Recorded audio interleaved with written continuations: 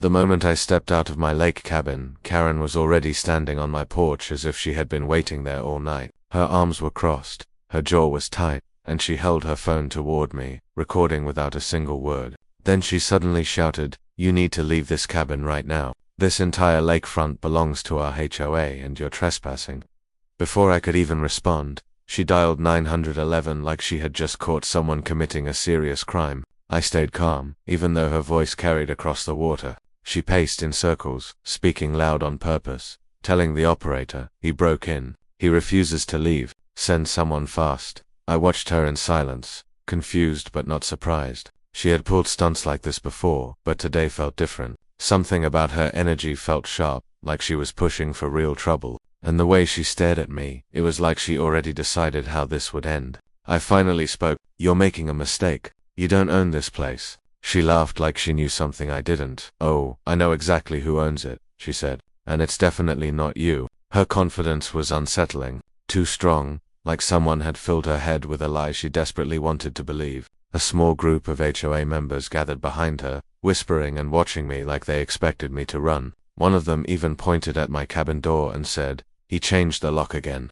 He thinks he can claim property that isn't his." I didn't argue. I leaned against the railing and waited. That made Karen even more furious. "You're calm because you think you're clever," she snapped. "But this time, we're getting you removed. Today is the last day you will ever stand on this lakefront."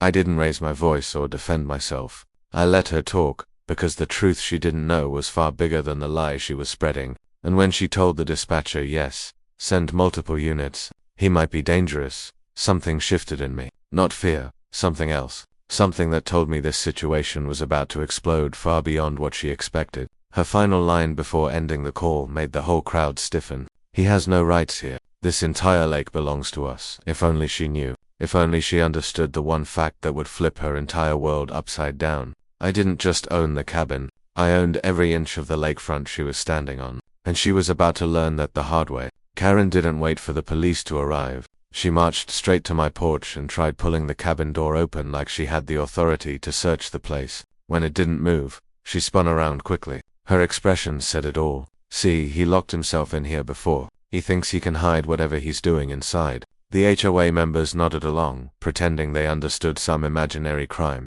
One whispered, "He probably forged papers. People like him always do." I heard it clearly, but I stayed quiet. I learned long ago that silence rattles people more than anger ever could. Karen kept glancing toward the road, waiting for the sirens she expected. "They'll be here any second," she said proudly, almost celebrating that she had placed a target on my back. Then she looked at me with a fake smile. "When the officers come, don't try to run. We already told them everything." "Everything?" I asked calmly. Her smile twitched. "Yes, every detail, including the part where you refuse to follow HOA rules. That alone can get you removed from this entire area."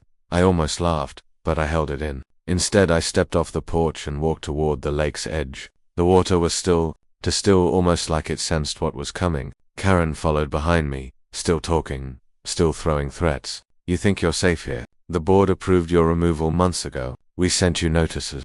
Notices, right. The same fake notices she had been taping to my door for weeks. She pointed across the lake toward the row of houses she and her friends owned. "This entire lakefront is controlled by our HOA. You can't live here unless we allow it." Then she added sharply, "And we don't." A low rumble echoed from the road. Karen straightened her back like a queen greeting her army. Police SUVs rolled down the gravel path, blue lights reflecting off the trees. The HOA members stepped aside, giving them a clear path toward me. Karen raised her hand and shouted, "Officers, over here." "That's him."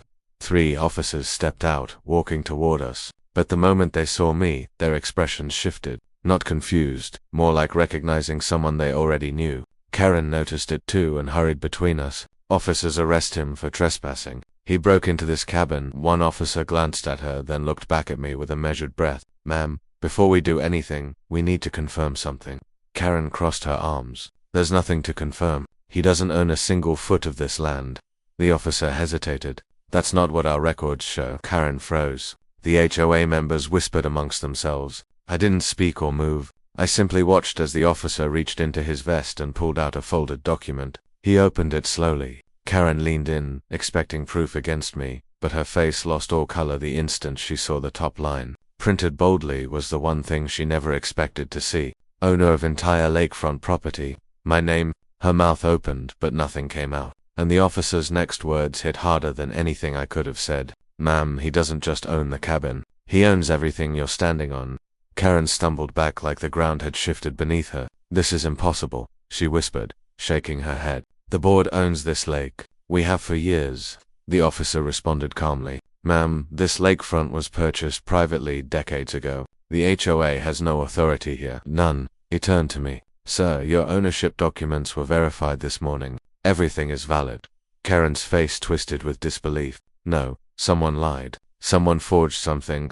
She grabbed the paper from the officer's hand and scanned it desperately, searching for a mistake. But the truth sat plainly in front of her, official and undeniable. This can't be real, she whispered again. I finally spoke, steady and clear. You should have checked the actual records instead of inventing your own. Her hands trembled. For the first time, she wasn't yelling. She was scared, not of me, but of the consequences she had created. Then the second officer stepped forward. Ma'am, we also reviewed security footage from cameras near the HOA office. Karen's head snapped up. Footage of you and 2 HOA members creating fake notices and placing them on his door. One HOA member whispered, "Oh no," and stepped back, trying to distance himself. Karen's voice cracked. Those weren't fake. Those were warnings. No, the officer replied. They were forged eviction threats impersonating a legal authority, and that is a criminal offense. Karen's legs weakened and she grabbed the railing to steady herself. I was trying to protect the community. I shook my head. You were trying to control something you never owned. Another officer radioed in, confirming the findings. Then came the outcome Karen never imagined. Ma'am, the lead officer said, because you placed a false emergency call, trespassed, attempted to enter his cabin, and tried to remove a lawful property owner from his land, you are under arrest. Karen's scream echoed across the lake as the cuffs snapped around her wrists. You can't arrest me. This is my neighborhood. I run the board. I make the rules. Not here, the officer replied. Not on land you don't own. The HOA members looked lost. The lake was silent. Even the wind felt still, like the world paused to witness her collapse. They backed away, avoiding my eyes as they realized everything she told them had been a lie. As the officers guided her to the SUV, she turned back one last time. This isn't over. You can't just take the whole lake. A small smile crossed my face. I didn't take it. I've owned it the entire time. The door shut, the engine started, and Karen disappeared down the road. The officers turned to me. If you want to file additional charges, we'll assist you. I looked at the calm water stretching before us, the lake my family had protected for generations. No, I said softly. I just want this place quiet again. The officer nodded. Fair enough. And sir, thank you for staying calm. Most people wouldn't. I didn't respond.